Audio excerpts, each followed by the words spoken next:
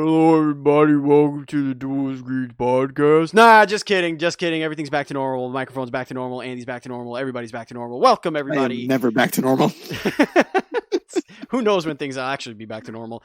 Welcome to the Duel Screens podcast. I am one of your hosts, Stephen Fontana, and with me, as always, he is my co-host and partner in everything Duel Screens. He's the other screen of the Duel Screens. It is Andy Esimakis. How are you, Andy? I'm doing good. Today, I felt like I was channeling my Sam Bridges energy, my porter power. Oh, boy. I made like 12 deliveries to my mom, to like 4 of my aunts, and some neighbors. Oh, so you're swimming in that. Because I'm just sweet no one leave the house. Don't answer the door. Leave it ajar. I'll walk in and I'll walk out. Send me your thanks and your thumbs up and your likes. And subscribe to my channel. And walk away. Now, Andy, I don't know if you've noticed, but for every podcast that we've done, I say, it is Andy Esimakis, as in it, I-T. It is Andy Esimakis.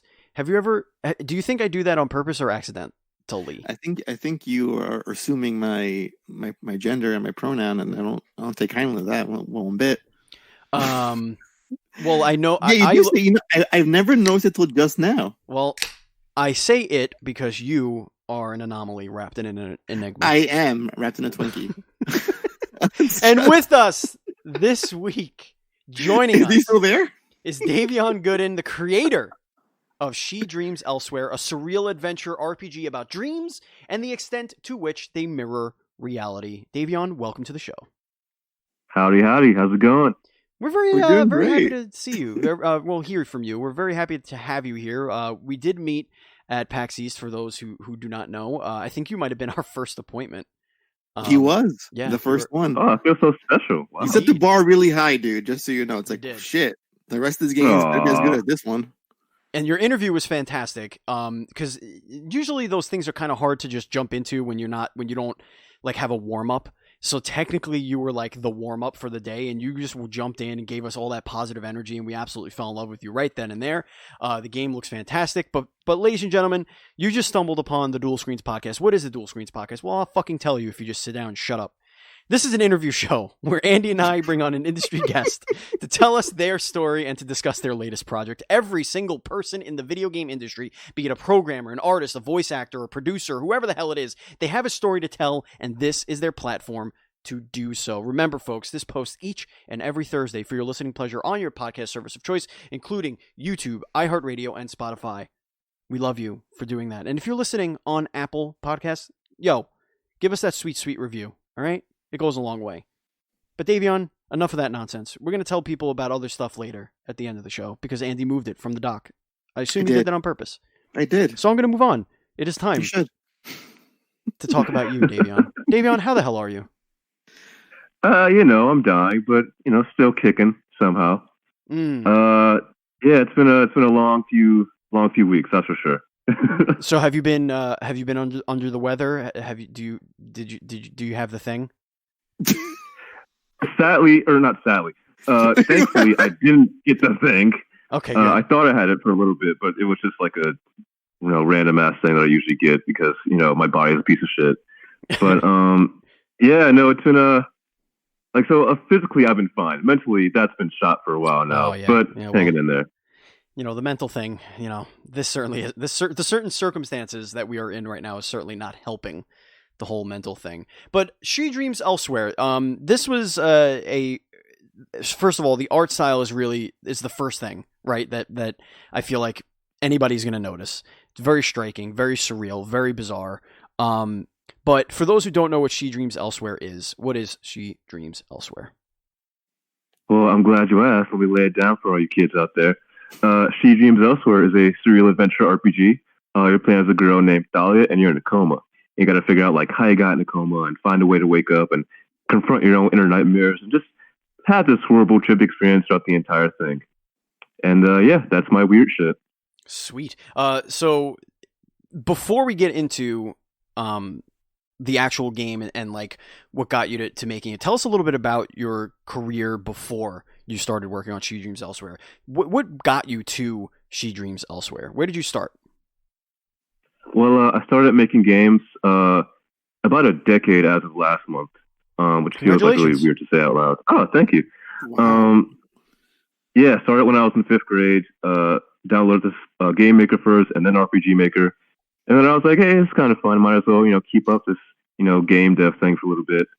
And then when I got into high school, that's when I kind of like started getting serious about the whole like kind of making it more of a quote unquote career. So I started doing that. Had some projects in the works that like didn't go like anywhere. And I also like did some film work for a little bit too. So I started that in high school. It was kind of like my senior year of high school was when like both film and games kind of like just really like grew. So that's when I started my second feature film for my senior project. And then I also started Sea Dreams Elsewhere around that time too. And I was like, yeah, let me, make this like super small but still ambitious like RPG, like while also like doing a film, while also like being a senior and also like trying not to die. Sure. This will be fine. It'll take like, just a few months. And then it didn't. So here we are. So how did you get from essentially doing this as kind of like a passion thing, as a high school student, to being on the floor of PAX East 2020? I really wish I had an answer for that. All I have is a very educated guess. But I don't know, man. It was so the reason why Sea Dreams Elsewhere, like there were like a bunch of like projects before this one. And what happened with those projects is that it'd be a cycle of like, oh hey, I'm working on this one thing, but I have a new idea. Let me go like work on that for a little bit, and the other project like this gets like put in the can. So it was a loop of that for a while, and Sea Dreams Elsewhere almost fell into that. And it was like right before I went off to college. It almost happened, but then I took a look at it. Like that's when I switched the art style a little bit, and I was like, this premise is like just way too good to kind of like just let go like that. So I kept working on it. But I was still like attending school at the time.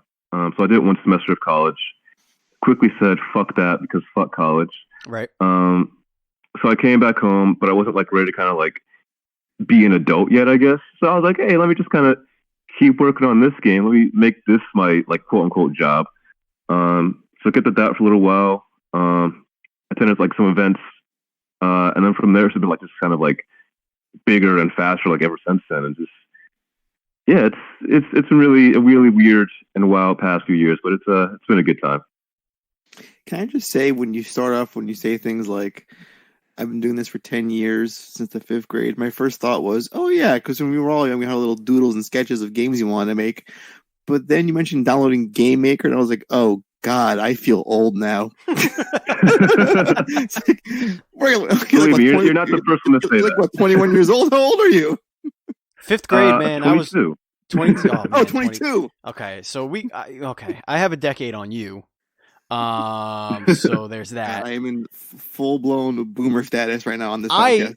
Actually, I was in 5th grade when you were brought into this world.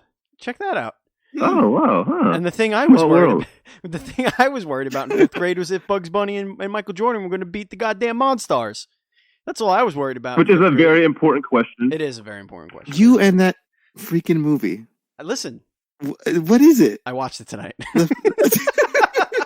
Great choice, honestly. Great choice. I spent my time playing about an hour or so of She Dreams Elsewhere to get reacquainted with the characters and gameplay and the amazing art style. Nah, man, Space Jam. That's okay. Davionne, I got children. Okay, I'm trying to get them inundated into the things I liked as a child. That's all I'm trying to do. All I'm doing is making them watch Ninja Turtles 1 and 2 and Space Jam and whatever the hell else. And then when they go to bed, it's daddy time to do all these nonsense podcasts.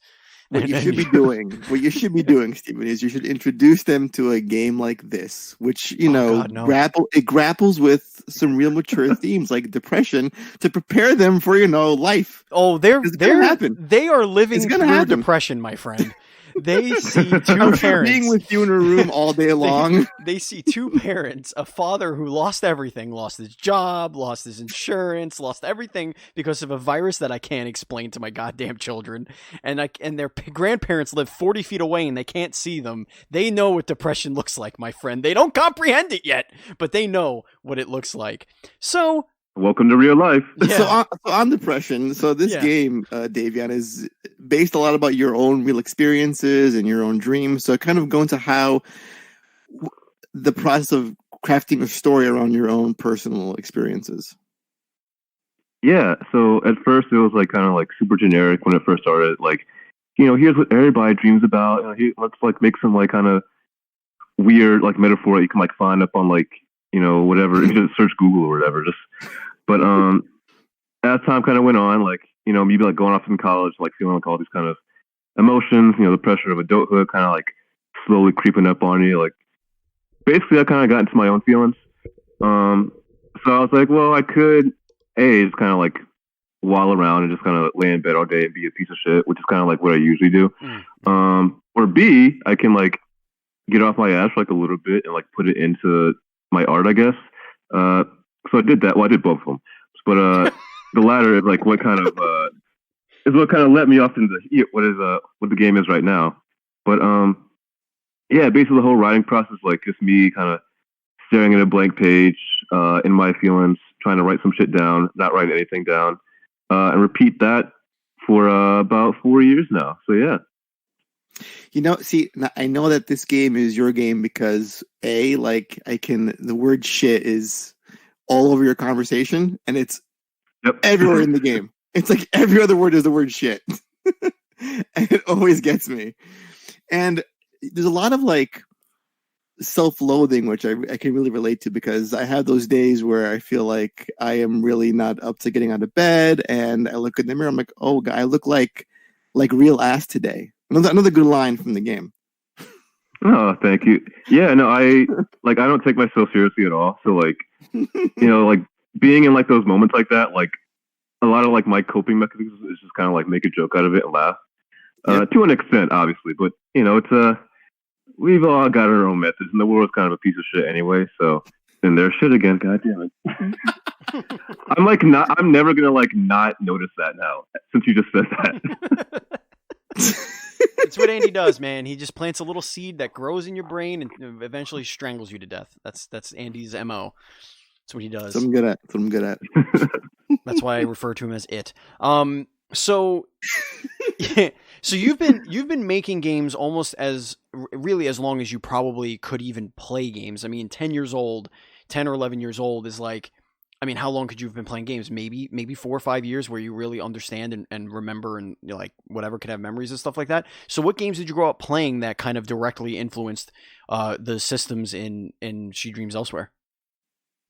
So I loved RPGs as a kid. But even like kind of going like back further. So my very first like gaming system was the Game Boy Advance SP, and I got it. It was a Christmas Day when I was in kindergarten, and the first 2 games I played was it was the Hey Arnold video game, the SpongeBob game for Game Boy. Trash games, but that kind of indirectly kind of got me to the whole like kind of lo-fi like pixel style, and like those games like aren't as like lo-fi as like She Dreams, but like it was still kind of like a starting point. So like after that year, I got a new console for Christmas almost every year for like the next few years. So the next one I got was GameCube and then the PS2. And that's how I got into RPGs, especially with the PS2. Playing games like Kingdom Hearts, like Final Fantasy, like that was my here it comes again. That was my shit growing up. Like it's, I just love the characters. I love the gameplay of it all, the atmospheres. Like, yeah. What was your first Final Fantasy? Like, what was the one that like you played and like that? Like everybody has their Final Fantasy, right? Like when I grew up, 7 was the one that got its hooks in me. 7 is the one that opened Pandora's box of Final Fantasy. And then 7 led to 8 and then 9. And then I went back to 6/3, and then Tactics and then, you know, Scatter and 10 and 10-2 and like all that stuff kind of snowballed from there. So what's your Final Fantasy? For me, that would be 8. And that was because Squall was in Kingdom Hearts. And my uncle, who was the one who like really like got me into like that side of video games, he was like, "Oh yeah, Squall, like or Leon, he's like from like this, he's like, oh yeah, he's in this game called Final Fantasy. Like, do you want to like borrow it and play it?" And I was like, "Yeah, sure, why not?" And even though it was like, you know, I guess like an old game compared to like what I was playing at the time, like it was like the atmosphere of it all and just like those like gameplay systems just like drew me in immediately. Yeah. So I love Final Fantasy VIII for all of its flaws, even though like as a kid I like I played like the first like hour of it, like probably like a good like dozen times because like I just was trash at video games. But I fell in love either way.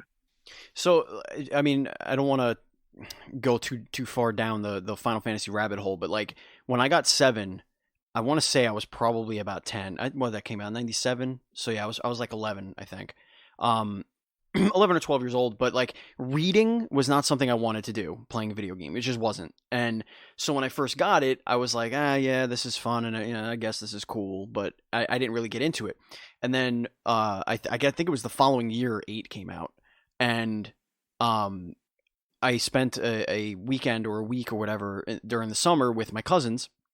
And one of my cousins, Mike, he's, super intellectual. He's like in the medical field now and all that stuff. And so playing that game with him, who did absorb all the text and like all the characters and like all that stuff, and he could like tell me what was going on and I didn't really have to pay attention to it, that made me fall in love with Final Fantasy. And then I went back to 7 afterward because I still had it. And that's when like I really started paying attention and really absorbing that stuff. So I don't know. Those games are very special. 8 has a very, very special place in my heart as well. That card game too. Ooh, chef's kiss. You know what I mean?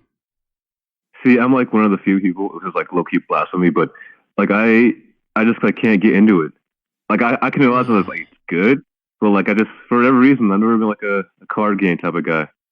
Even the music, but more power to the game is so catchy though. Like the song makes the game.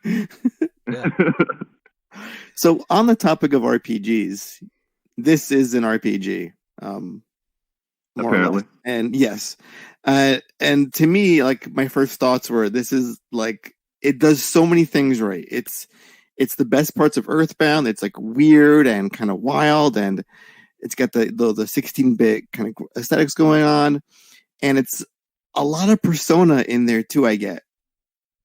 Was that intentional? Yeah, are you a huge? Okay. So that kind of makes sense. Yeah, like so I played Persona 3 and 4, yet to play 5. And like those games are just like especially in like the gameplay, it's like exactly what I'm trying to go for, where it's like it's simple enough to like understand, and like you can like still go deep with it, but it's like not as like as like ball crunchingly like difficult as one of those games like the SMT series.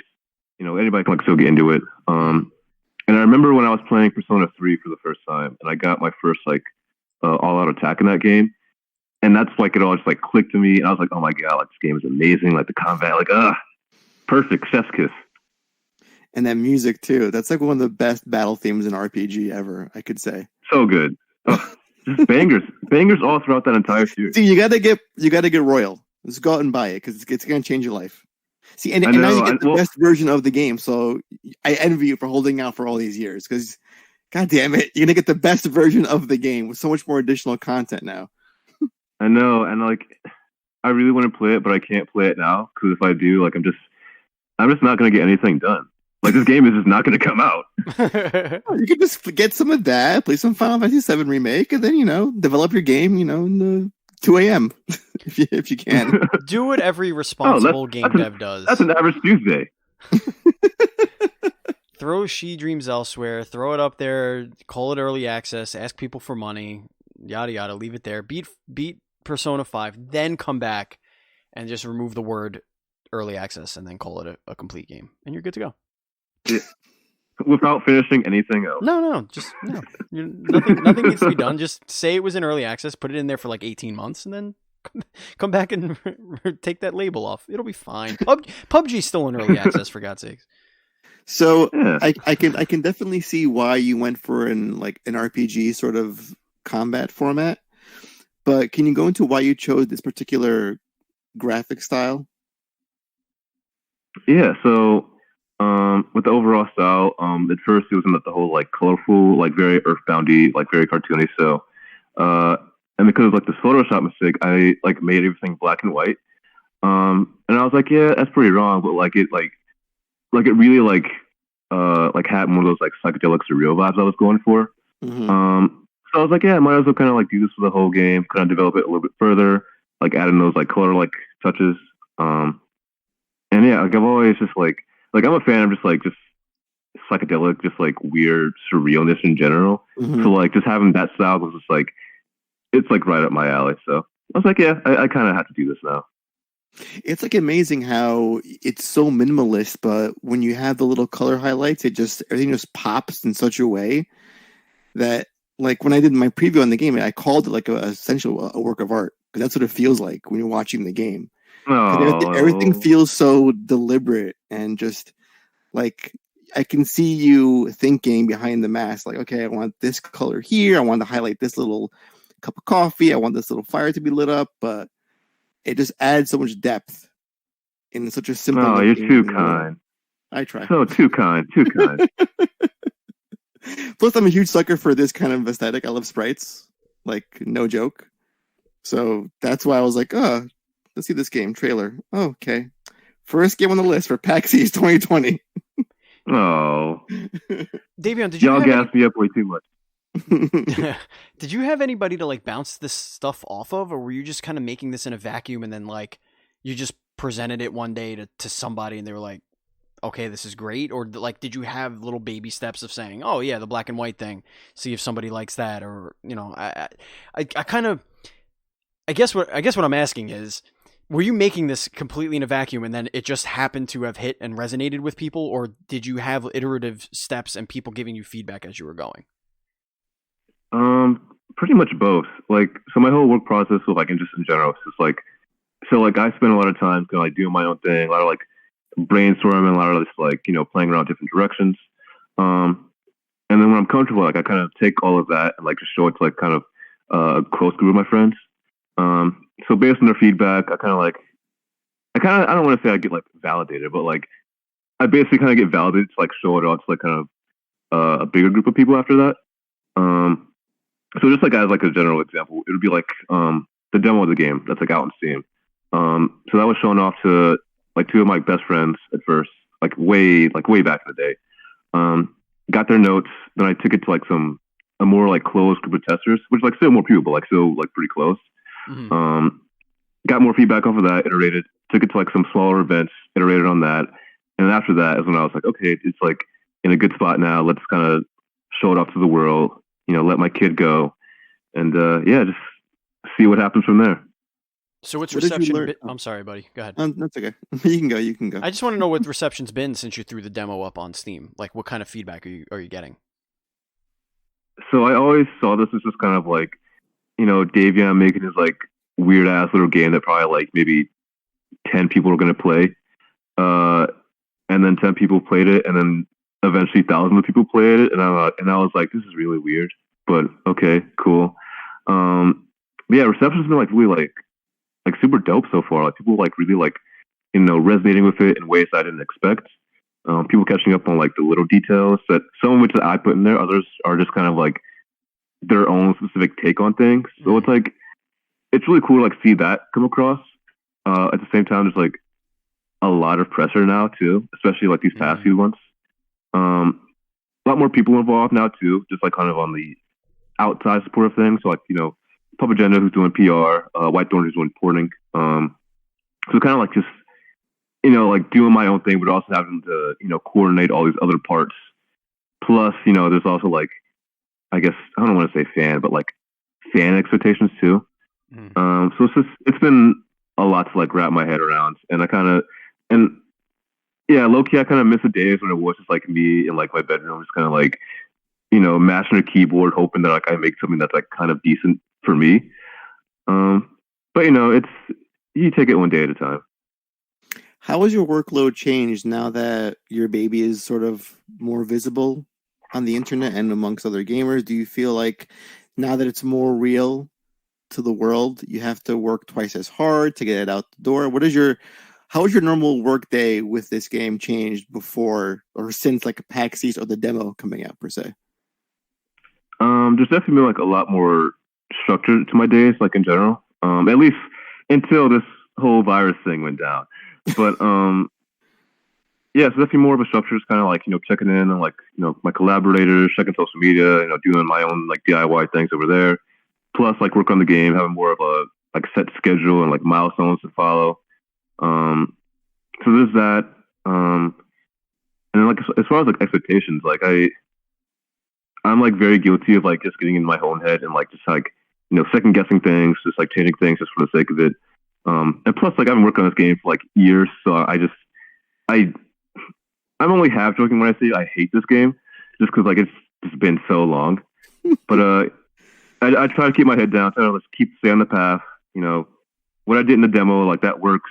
Keep on that path, and just try to actually ship this game for once.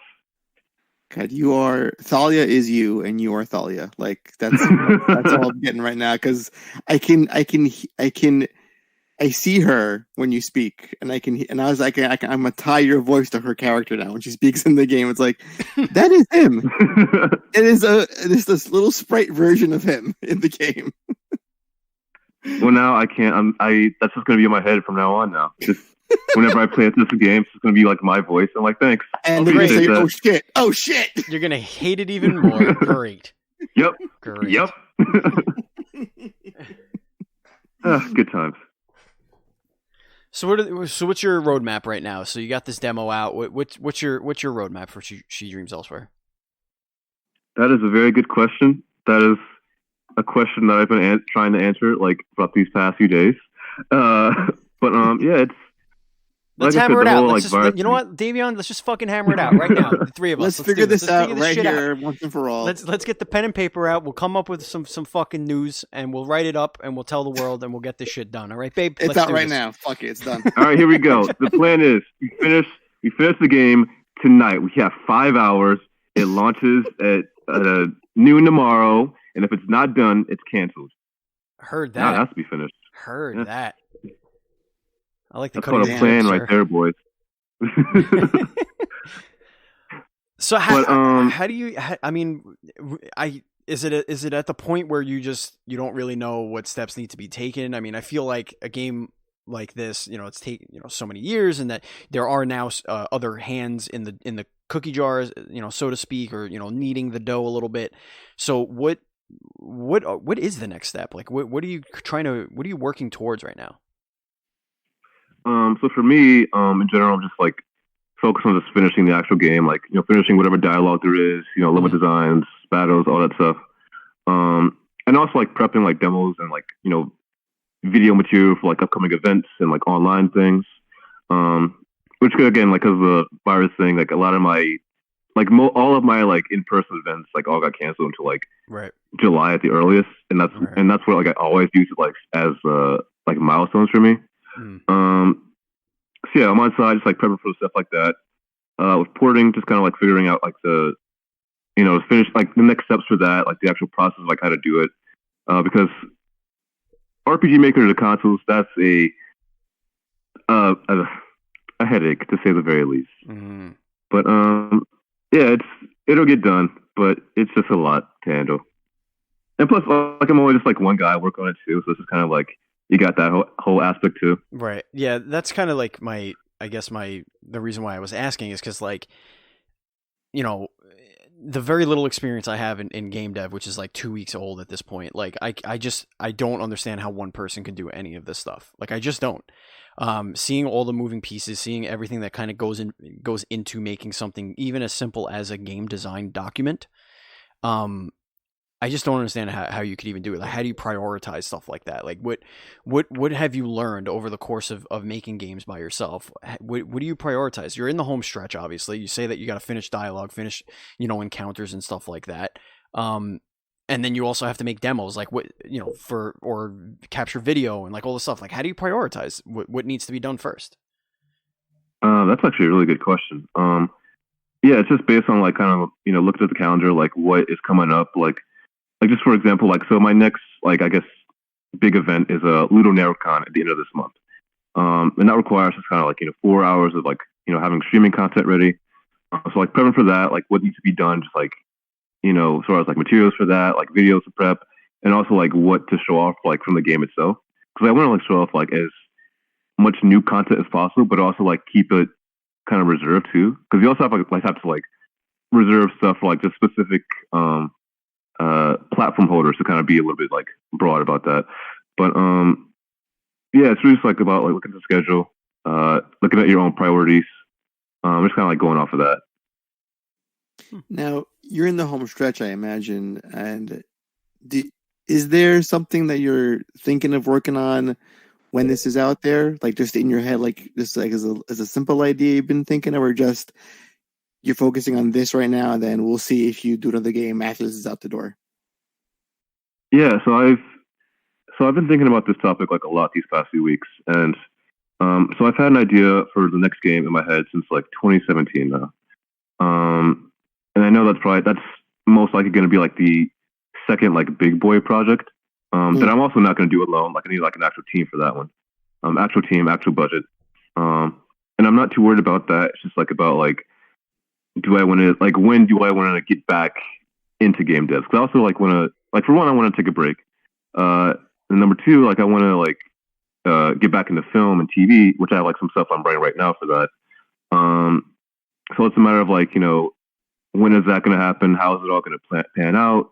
And also like by the end of this whole release process, like what am I actually going to feel like? Because things change rather quickly, as I'm sure we've all kind of noticed these past few weeks and months.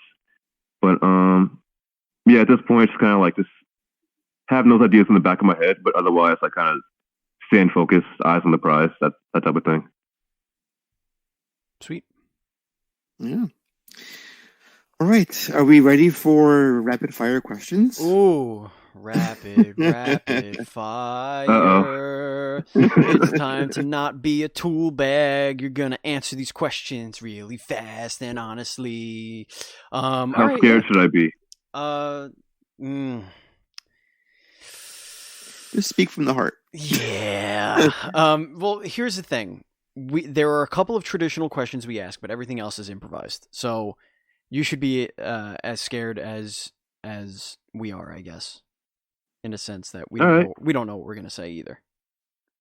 Cool. I mean, I never know what I'm gonna say, so you're good. You're Gucci. Well, we know at least shit is gonna be at least said a few times. We know. Oh, that's guaranteed. Yeah. 100%. All right, so let me ask you this shit. Pineapple on pizza, yes or no?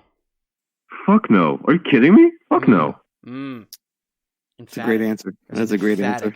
That is a great fucking answer. That is the shit of an answer. Next question. Would you rather have the power of flight or invisibility? Ooh, that's hard. Just off a gut feeling, I'm going to say flight, just because like flying around and shit would be fucking dope. Hell yeah. Yeah. And going invisible is not unlike what you do when you stay in bed until noon. So true. Very true. You've experienced that already. You know what I mean? All right. Next question is cereal a soup? Okay. All right. Hold up. Okay. So I've written an entire 10-minute play about the specific topic in the style of Seinfeld. And the answer to this question, yes, cereal is 100% soup. It is law. It is fact. There will be no debates about this. Yes. How many characters are in that play, if you don't mind me asking? There are 4. Okay. Ooh, we're doing table read. Yeah, send us that script. We're going to do a table read for our Patreon bonus content. Oh, God. Send it over, my friend. You're looking at a trained Screen Actors Guild member, ladies and gentlemen. That's right, ladies and gentlemen. Anyway. Oh, look at you flexing. Let's go. Let's flex, bro.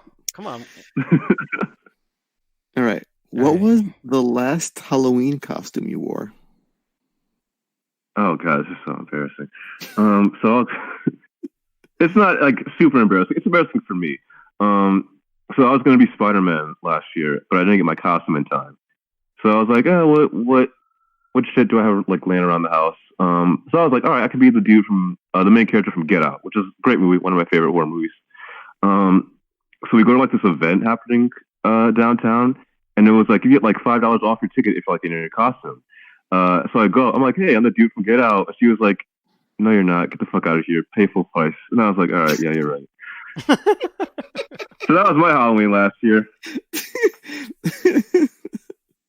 As a side note, before you move on, Steven, what did you think of Us? Did you see Us? Great movie. Yeah, great movie. I liked Get Out much better. Same. But Us had some really good like moments, like in the entire film. As a whole, I felt like not as good as your last film, but The little snippets here and there were really good.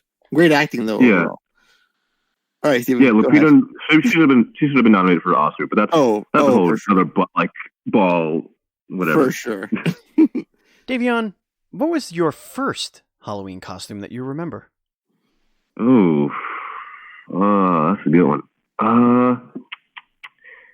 It actually might have been Spider-Man. Now that I really think about it, and that was like the earliest I can remember dressing up was, that was second grade. Yeah, Spider-Man. Not my most iconic one, but that was the first one. Interesting. Mine was Batman. Okay. Marvel versus DC out here. Yep. What was the most embarrassing store you might have been seen shopping at? There's like some really good questions. Okay. Most embarrassing store. It's not like super embarrassing. It's just more like a story, I guess. But it was a few years back ago, so a lot of my friends and family are female. So I'm hanging out with my two girlfriends, and they're like, "Oh, let's go to Victoria's Secret." So like, we go in there, and like I'm just like the only like dude in there at the time, and I just like feel like super out of place. And there were like a few points where like they kind of like just left me alone for a little bit, and then I was like, "This is I don't really want like y'all do your thing. I'm all about it, but I won't be outside." Good times. Always good times. All right, somebody grabs you off the street, pulls you into a tattoo parlor, gun to your head, says you get a fucking tattoo right now. I don't care what it is. You get it right now, god damn it. What are you getting? This is going to be such like if you know me, this is like such a obvious answer, but the Japanese symbol for dream, like on my left wrist. I got that as like a temporary tattoo one day in college, and I was like, "This is dope. I'm about to get this for real one day." And I almost got it in December, and I totally forgot about it on the day of. But I'm a huge fan of dreams, huge fan of Japanese culture. As if my game wasn't obvious proof enough. So yeah, that'd be the one. Did you verify that it is actually the word dreams in Japanese? Not the word for sock. Or like... Or testicle. I did not, and I probably should have. So good to know for next time on the when it becomes permanent. Yeah, you don't want to mess with that. Like, why is the word moist on his wrist? Which animal adds more joy to the world, cats or dogs? Dogs, 100%. Always been a dog person my entire life. Speaking of dogs, what is your perfect hot dog topping? See, I'm a simple guy. I just give me some ketchup and mustard, and I'm a happy boy. Maybe some bacon if you want to be adventurous, but other than that, like I'm chilling. Interesting. Is Jimmy Fallon funny? Oh, good question. Sometimes? Question mark. That's a great answer. That's a great answer. That is the right answer. I'm not like that is the right answer. I'm not like super educated in the world of Jimmy Fallon comedy, but the few times I've watched him, he's all right. He's there, I guess. He exists. Yeah, he exists. He has a show.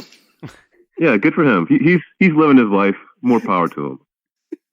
Who is your favorite movie director? Oh, you got me talking about movies now. Let's go. It's a tie between. So let me give you my top 5 actually, because I don't have just one specific answer. Tarantino, David Fincher, Edgar Wright, Kevin Smith, and it's a close tie between why am I blanking on his name now? How am I blanking? Oh, Hayao Miyazaki. Not even tie. Yeah, Miyazaki. Oh, yes. So Kevin Smith's story incoming. I watched for the first time Cop Out because I guess it's new on Netflix or whatever. I don't know. It just showed up, so I was like, hey, I haven't seen that. That was a really fun movie. I wasn't expecting it to be good. I mean, that was filmed. Yeah, it's not awful. No, it was filmed literally in my backyard, like Bay Ridge, right up the block. And I kept seeing places I know. I'm like, hey, I know that nail salon. I know that little Optimo. I know that space. Anyway, and it's funny because you could kind of tell where he took some liberties with the script, because nothing sounds Kevin Smith until it sounds Kevin Smith, if you know what I mean. He has a very distinct writing style, for his conversations and whatnot. I feel like almost everything that, what's his name? Sean William Scott. Is that his name? I think that's his name. Right? Yeah. Anything that he said I think so. felt very Kevin Smith. Anyway, good answers though. I appreciate your answers. Well, there's a mighty fine list. Indeed. All right. Would you rather be besties with Beyonce or Rihanna? Oh, interesting. Oh. See, I feel like I'm going to say Rihanna because I feel like she would bully me the entire time, but I kind of be into that. So, yeah, Rihanna. I feel like B would be just way too high maintenance, She would scare me. Yeah, just like totally like with the stilettos and like come on now. I need somebody that's more. Actually, random Beyonce story though. So one of my best friends, Chris, he's both a music producer and like he works on like an actual like one of the tour like a touring like setup guys. So he like works for like people like Beyonce, Logic, like all of them. But so when Beyonce came into town, apparently she like has like very specific like requests, and one of hers is like for a couch.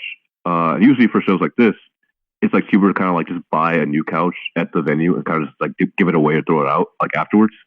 So long story short, he has Beyonce's couch now in his room. That's awesome. Not relevant at all, but yeah, there you go. It's a little weird. If you could take one celebrity's couch and make it your couch, whose couch would you take? Ooh.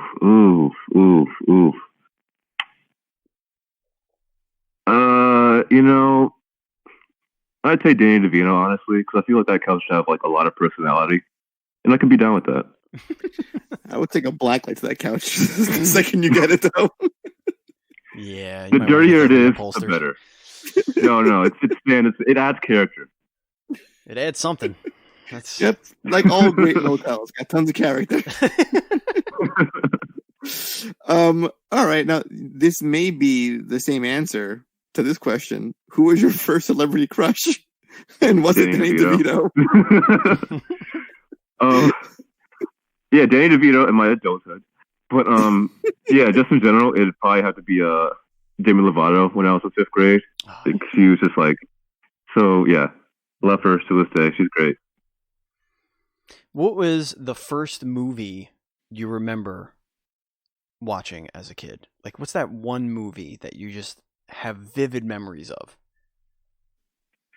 Okay, so it wasn't my first movie, but it was like my first, I guess, movie watching experience, kind of for the negative. Well, just for the funny, really.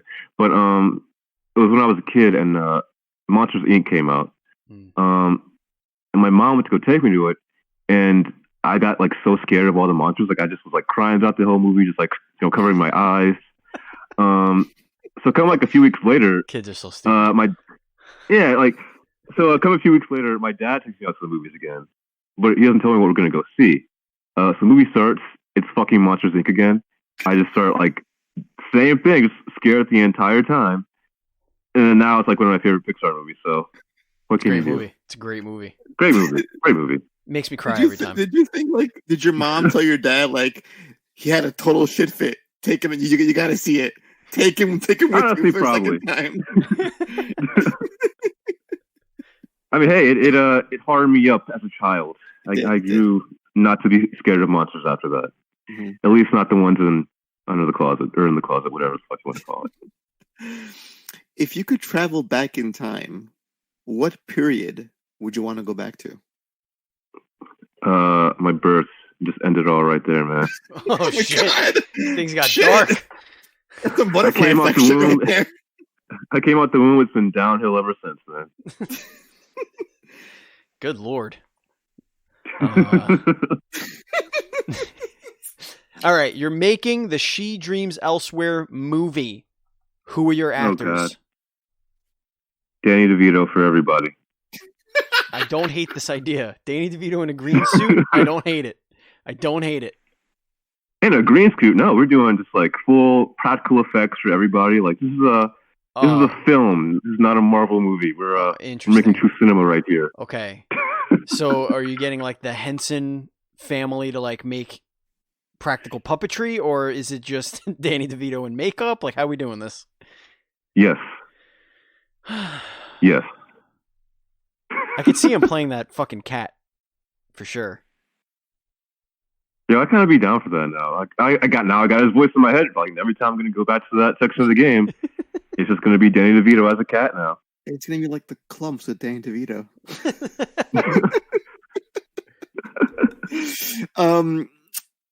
Who is your most wanted character to add to Smash Brothers? And don't you dare fucking say Danny DeVito. Damn it! No.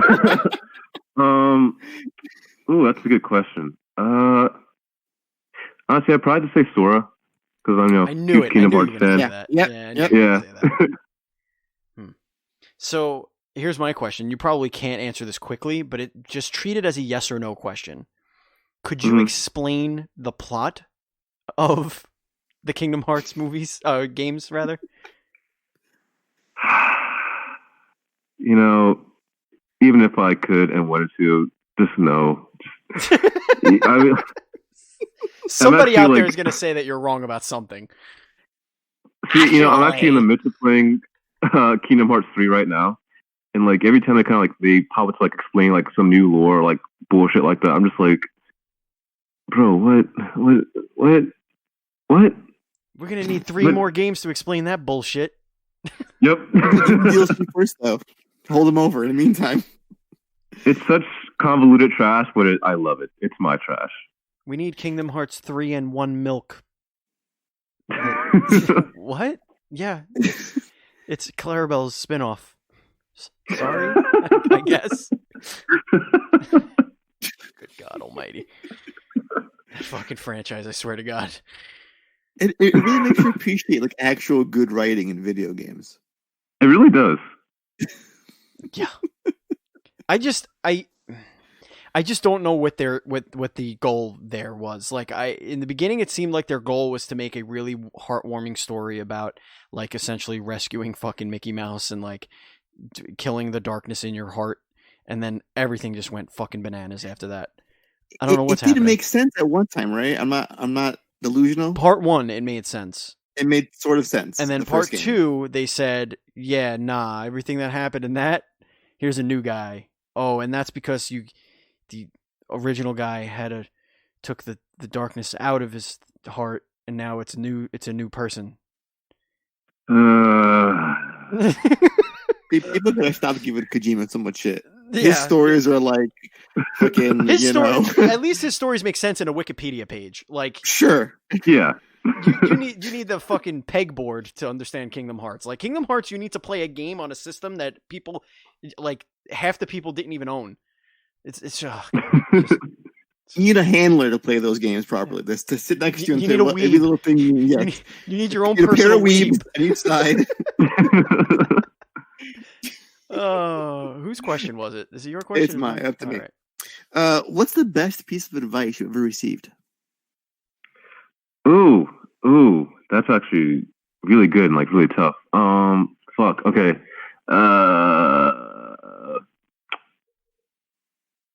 It would probably have to be. I forget.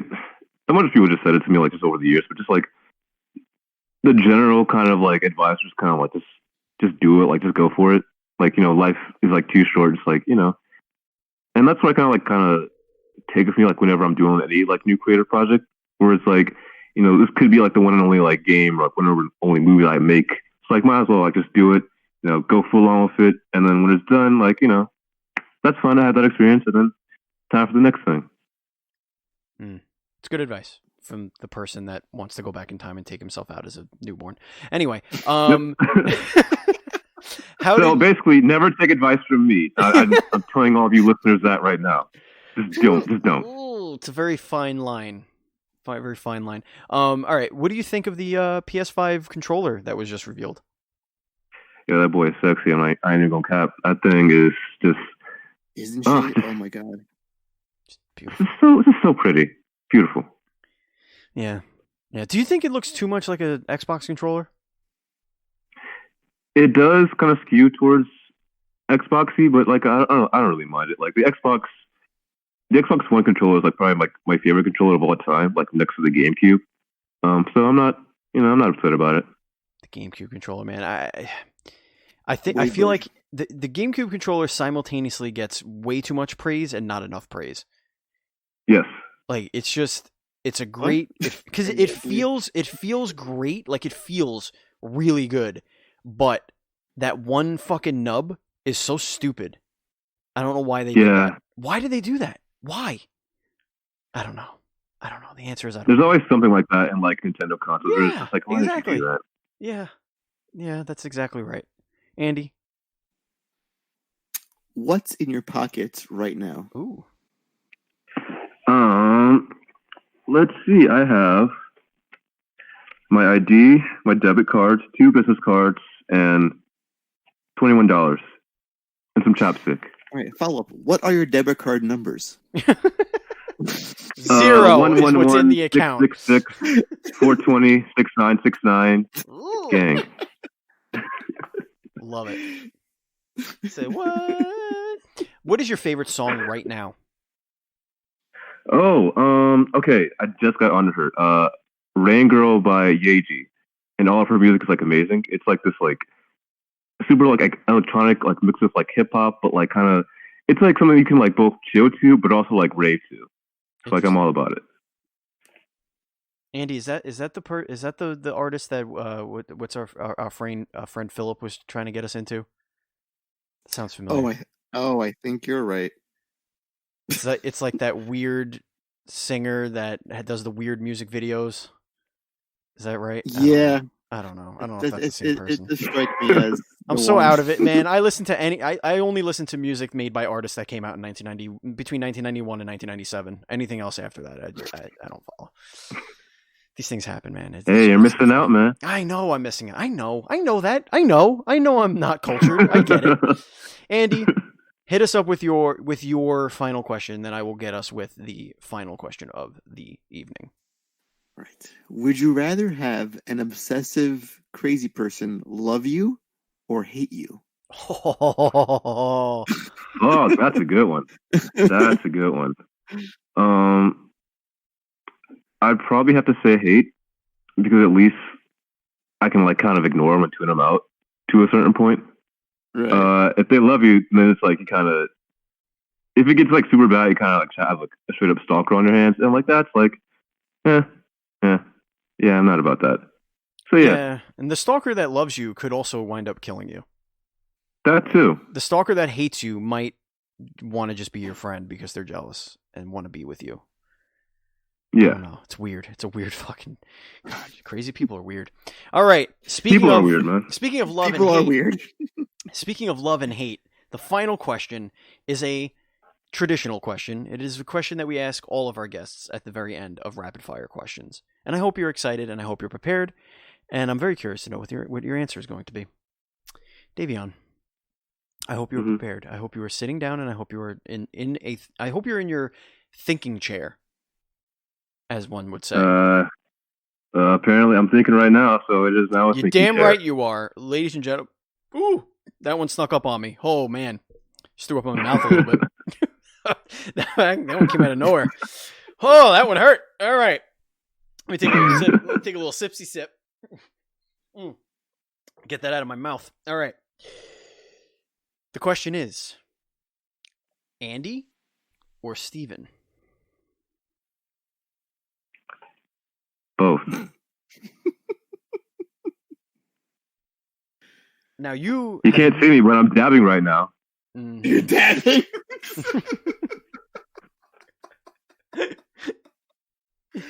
I think we can accept that answer. Can we accept the dab? Hold on, we got to go to judges.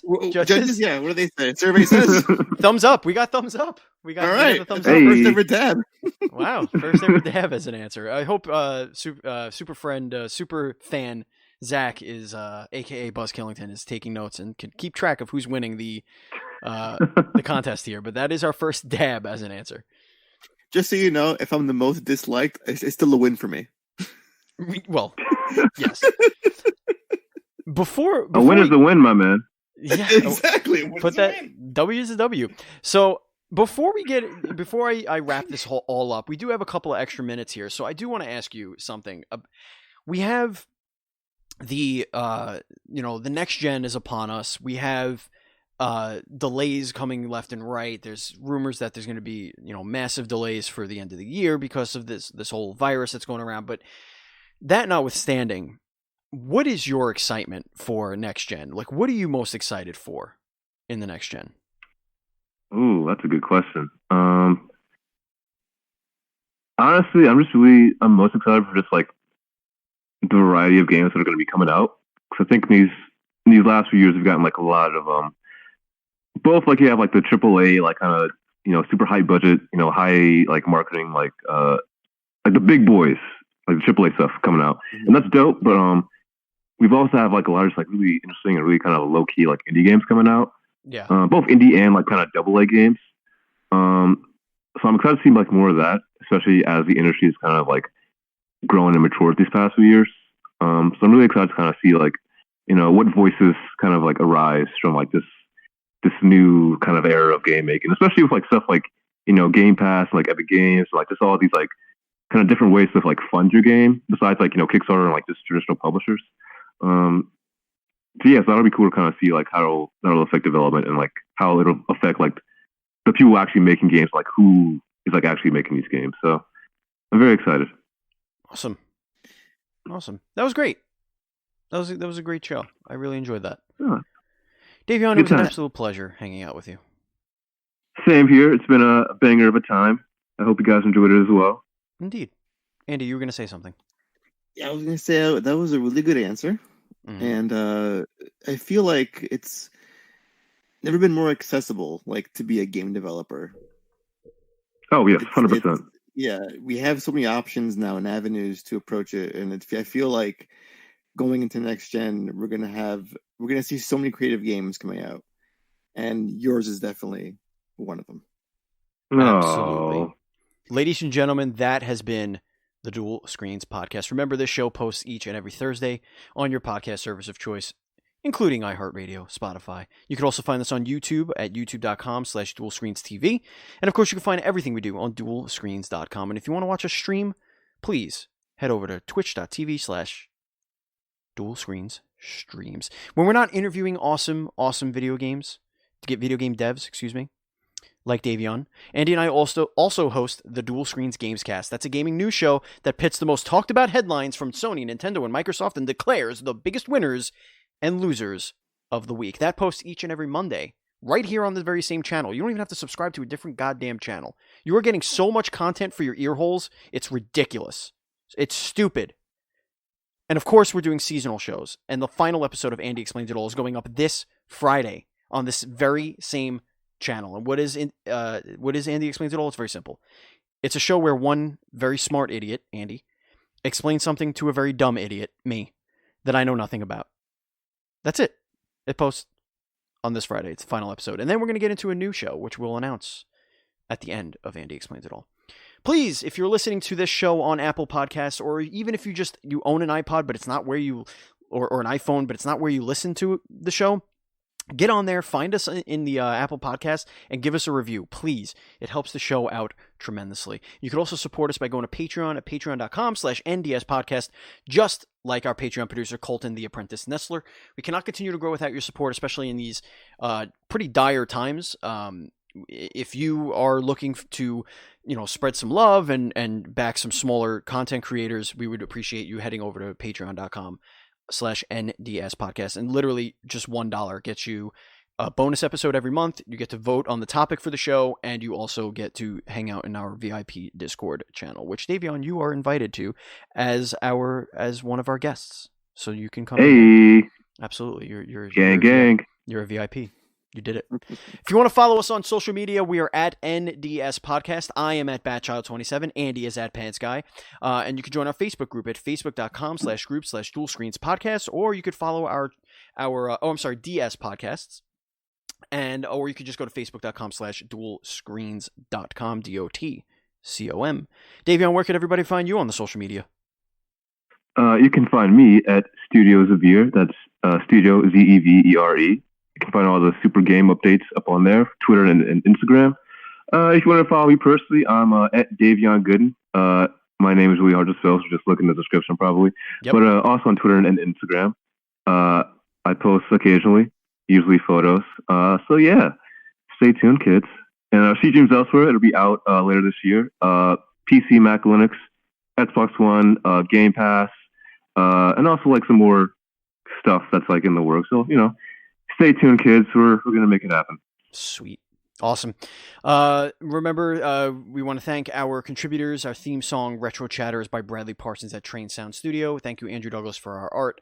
You can follow him at Angie Moto, and Matt Murray for our overlays on Twitch and all of that fun stuff. We are selling a shirt for COVID-19 relief. It is a specific design. It says, be excellent and stay the fuck inside. Of course, the F is bleeped out, but whatever.